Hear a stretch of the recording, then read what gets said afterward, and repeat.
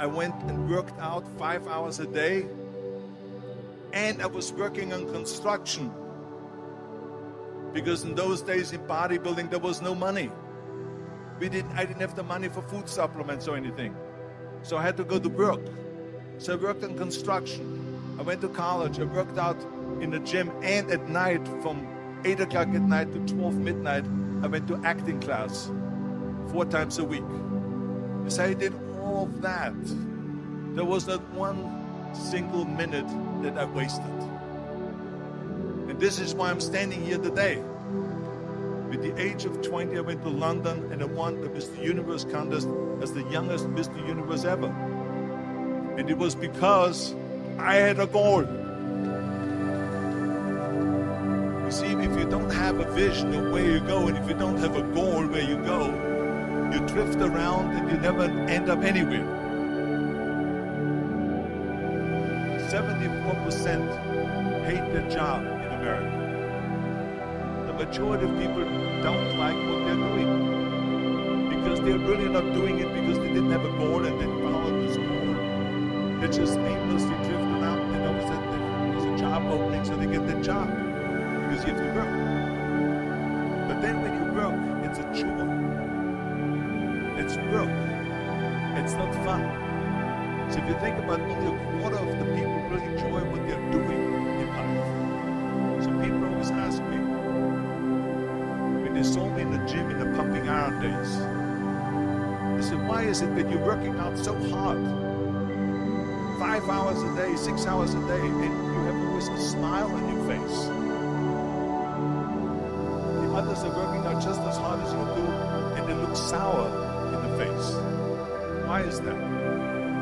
And I told people all the time, I said, because to me, I'm shooting for a goal. In front of me is the Mr. Universe title. So every rep that I do gets me closer to accomplishing the goal, to make this goal, this vision turn into reality. Every single set that I do, every repetition, every weight that I lift, get me a step closer to turn this goal into reality. So I couldn't wait to do another 500-pound squat.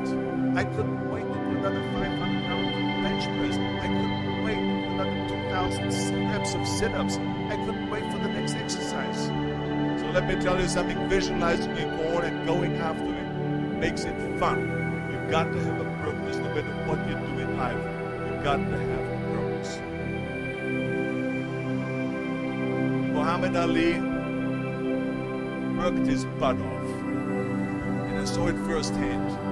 And I remember that there was a sports fighter that was there in the gym when he was working out. He was doing sit-ups. And they asked him, how many sit-ups do you do? And he said, I don't start counting until it hurts.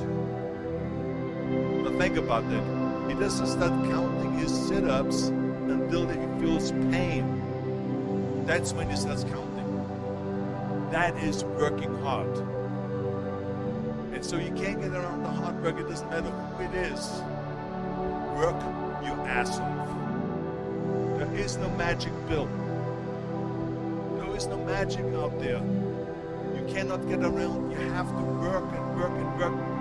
Make sure of this, make sure of that, and all that stuff. So it's work. And it drives me crazy when people say they don't have enough time to go to the gym for 45 minutes a day and work out. Or to do something for 45 minutes to an hour a day to improve. If it is physically improve, or if it is mentally to improve. Imagine you read 1 hour a day about history. How much you will learn after 365 hours in 1 year. Think about if you study about the history of musicians, of composers, how much you would know. Imagine if you would work on the business, on some business that you want to develop every day for an hour. Imagine how further along you would go and get. So it drives me nuts because we have, when people say we don't have the time, we have 24 hours a day. We sleep 6 hours a day, so that gives you still 18 hours. The there's someone shaking their head out here in front. They say probably, I don't sleep 6 hours, I sleep 8 hours, right? Or just sleep faster. So we have 18 hours a day. The average person works around 8 to 10 hours. So let's assume it's 10 hours, so we have 8 hours left. Then you travel around an hour a day, maybe 2 hours a day. So now you have still 6 hours left. So what do you do with the 6 hours? What do you do with the 6 hours? Then we eat a little bit, then we schmooze a little bit, talk a little bit to people and all that stuff. But you can see how much time there is available if you organize your day. So you got to work hard. I hate plan B. And I tell you why. Because we have so many doubters, as I've said earlier, the no-sayers. We have so many of those people that say no, and you can't do it, that's impossible. That is okay, because we just turn off, as I said earlier, and we listen and we hear the no being a yes. You can't do it, you can't do it, and all that. So that is possible to do that amongst all the negative people around you. But when you start doubting yourself, that's very dangerous. Because now what you're basically saying is that if my plan doesn't work,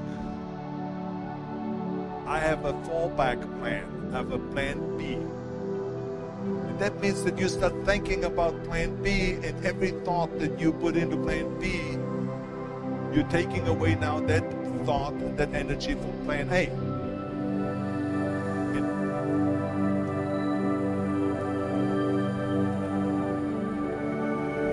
And it's very important to understand that we function better if there is no safety net. Because plan B becomes a safety net. It says that if I fail, then I fall and I get picked up and I have something else there that will protect me. And that's not good.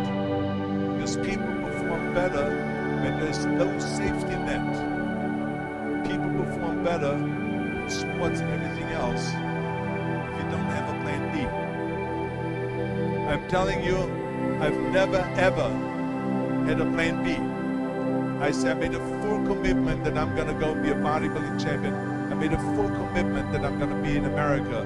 I made a full commitment that I'm going to get in the show business and I'm going to be a leading man. But what it takes, I will do the work. I will do the work over and over and over until I get it.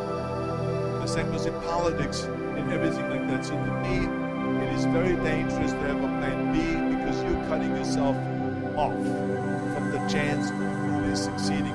And the reason, one of the main reasons why people want to have a plan B is because they are worried about failing. What is if I fail, then I don't have anything else? Well, let me tell you something. Don't be afraid of failing because there's nothing wrong with failing. You have to fail in order to climb that ladder. There's no one that doesn't fail. Michael Jordan said in one of his interviews, and they said, "You are unbelievable, you're the greatest basketball player of all times." I mean, tell me about that. And he says, "Well, you just mentioned the successes." But he says, "For me to become the greatest basketball player, I missed 9,000 shots when I was playing basketball at the NBA games." So during these games that he was so successful, he missed 9,000 shots. Does it make him a failure? No. He's one of the greatest basketball players of all times, but he failed 9,000 times. Do you get it? We all fail. It's okay.